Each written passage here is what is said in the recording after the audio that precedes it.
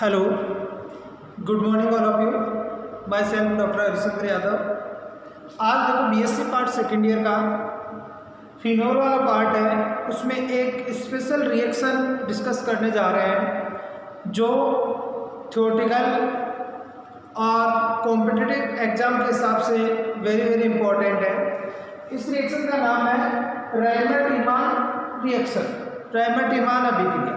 देखो रायमर्ट-ईमान तो जिसने इस रिएक्शन को इंट्रोड्यूस किया उनके नाम के आधार पे है, लेकिन देखो कि Reimer Tiemann reaction is a type of substitution reaction, अर्थात एक सब्स्टिट्यूशन रिएक्शन है, ठीक है।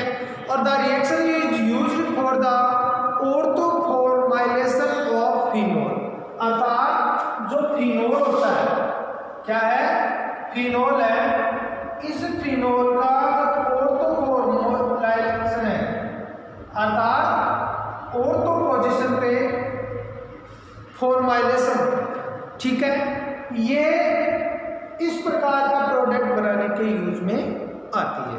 और देखो when phenol is C6H5OH is treated with chloroform, अर्थात जब क्लोरोफॉर्म को किसके साथ रिएक्शन करवाते हैं अपन, क्लोरोफॉर्म, किसकी प्रेजेंस में, बेस, जैसे मैं यहाँ पे ले रहा हूँ पोटेशियम हाइड्रोक्साइड या NaOH भी हो सकता है, ठीक है। तो क्या प्रोडक्ट बनता है, देखो यहाँ पे फिनोल का ऑर्थोफॉर्माइलेशन होने के कारण से सैलिसिलिक एसिड का निर्माण होता है, सैलिसिलिक एसिड का निर्माण होता है, किससे, फिनोल से, किसके साथ रिएक्शन कराने पर, क्लोरोफॉर्म के साथ और बेस KOH की प्रेजेंस में, और साथ में बनेगा KCl और H2, ठीक है। तो देखो वह phenol is treated with chloroform, treated with chloroform in the presence of KOH, then aldehyde group is introduced at the ortho position. देखो एल्डिहाइड ग्रुप किस पोजीशन पे आ रहा है, यहाँ पे ऑर्थो पोजीशन पे आ रहा है, in the ring leading to the formation of ortho hydroxy benzene, अर्थात इसको अपन क्या बोल सकते हैं, ऑर्थो हाइड्रोक्सी बेंजीन भी बोल सकते हैं, okay, ortho hydroxy benzene. The reaction is popularly known as Reimer Tiemann reaction, अर्थात ये अभिक्रिया रायमर्ट-ईमान अभिक्रिया कहलाती है। एक common example of Reimer Tiemann reaction is the conversion of phenol to salicylic acid, अर्थात सीधे रूप में देखा जाए तो रायमर्ट-ईमान अभिक्रिया में फिनोल का कन्वर्जन किस में हो रहा है, सैलिसिलिक एल्डिहाइड में हो रहा है। और अब इसकी बात करते हैं अपन किसकी, रिएक्शन मैकेनिज्म की। तो देखो रिएक्शन मैकेनिज्म देखा जाए ना, तो यहाँ पे रिएक्शन मैकेनिज्म में बहुत सी स्टेप काम करती है। तो देखो इसकी मैकेनिज्म देखते हैं अपन। सबसे पहले मैकेनिज्म देखो यहाँ पे क्या होता है कि जो क्लोरोफॉर्म है वो बेस की प्रेजेंस में क्या होगा, डाइक्लोरोकार्बन का निर्माण करता है। तो देखो फर्स्ट स्टेप की बात करें ना, तो the chloroform is deprotonate by the strongly base aqueous hydroxide solution giving the chloroform कार्बेनाइन, अर्थात सबसे पहले जैसे ये क्या है, CaCl3, अर्थात क्लोरोफॉर्म, और बेस की प्रेजेंस में क्या होगा, यहाँ से ये डीप्रोटोनेट हो जाएगा, अर्थात प्रोटॉन रिमूव होगा, फर्स्ट स्टेप, ठीक है। नेक्स्ट में फिर क्या होगा कि this chloroform कार्बेनाइन readily undergoes alpha elimination, अर्थात इसका एल्फा एलिमिनेशन होगा, गिविंग डाइक्लोरोकार्बन एज द प्रोडक्ट, अर्थात इसका देखो नेक्स्ट स्टेप में क्या होगा, एल्फा एलिमिनेशन और क्लोराइड, तो यहाँ पे बनेगा डाइक्लोरोकार्बन, इसको बोलते हैं डाई क्लोरोकार्बिन।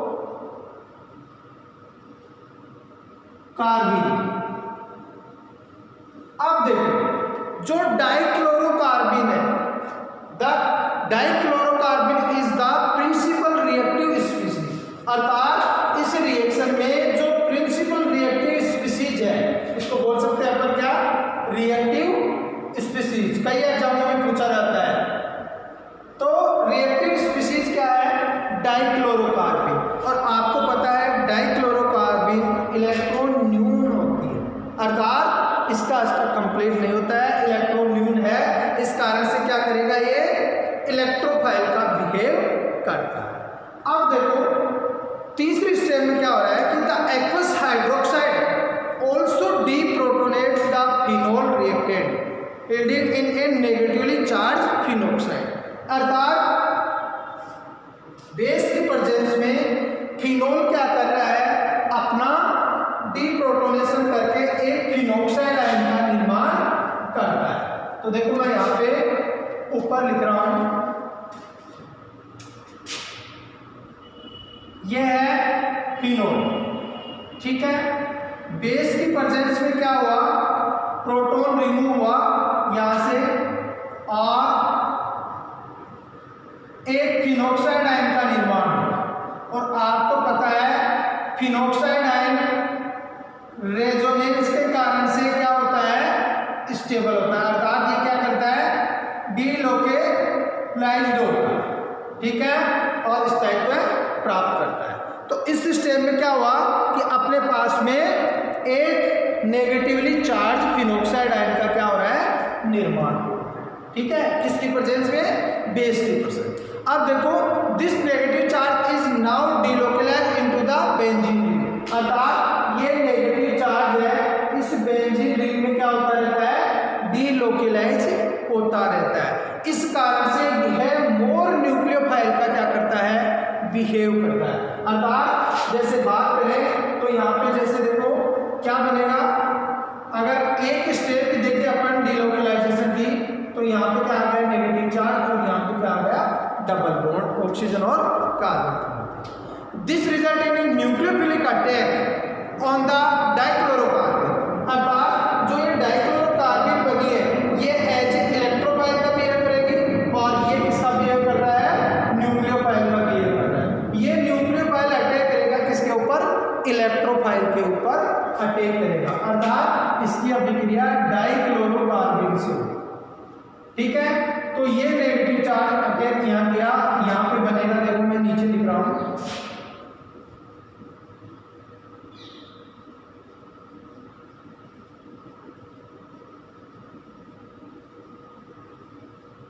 ये बनेगा, ठीक है। अब देखो ये बनने के बाद में क्या होगा कि this intermediate is subjected to basic hydrolysis to finally achieve the formation of the desired ortho hydroxy benzaldehyde, अर्थात यहां पे देखो अब नेक्स्ट स्टेप में क्या होगा, नेक्स्ट स्टेप में देखिए अपन, तो यहाँ पे ये नेगेटिव चार्ज ये प्रोटॉन ग्रहण कर लेगा, यहाँ पे जो नेगेटिव चार्ज आएगा वो यहाँ पे डबल बॉन्ड बनाएगा, ये वापस किसमें कन्वर्ट हो गया, सिंगल बॉन्ड में कन्वर्ट हो गया। तो देखो यहाँ पे बनेगा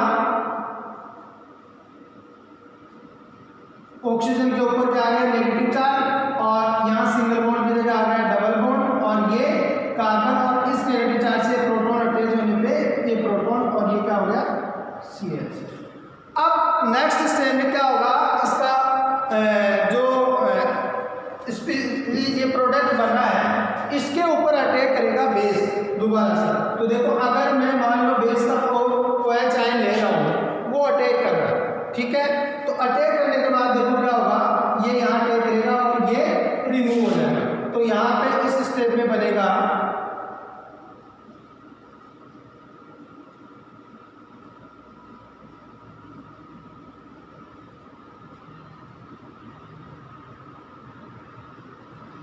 OH, ठीक है।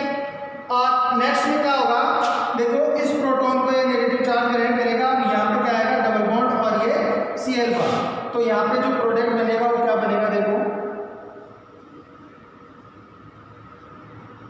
ये प्रोटॉन का इलेक्ट्रॉन यहाँ पे हो गया OH, और ये कार्बन और ये इसके बीच में डबल बॉन्ड, ये प्रोटॉन अटैच है ही, ठीक है।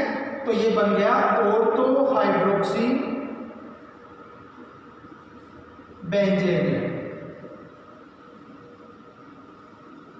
अर्थात फिनोल का ऑर्थो फॉर्मलाइजेशन हो गया, ऑर्थो हाइड्रोक्सी बेंजेडिएट का निर्माण हो गया।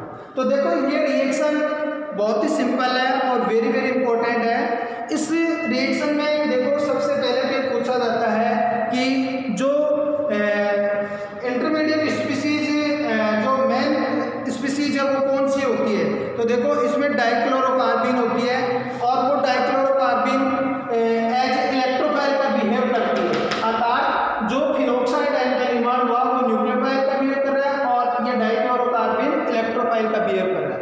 तो न्यूक्लियोफाइल इलेक्ट्रोफाइल के ऊपर अटैक करेगा, क्यों? क्योंकि ये इलेक्ट्रॉन न्यून स्पीसीज है और ये इलेक्ट्रॉन रिच स्पीसीज है, अर्थात ये इलेक्ट्रॉन डेफिशिएंट है और ये इलेक्ट्रॉन रिच स्पीसीज है। तो ये इजीली अटैक होगा और जो डिजायर्ड प्रोडक्ट है वो आराम से बनेगा।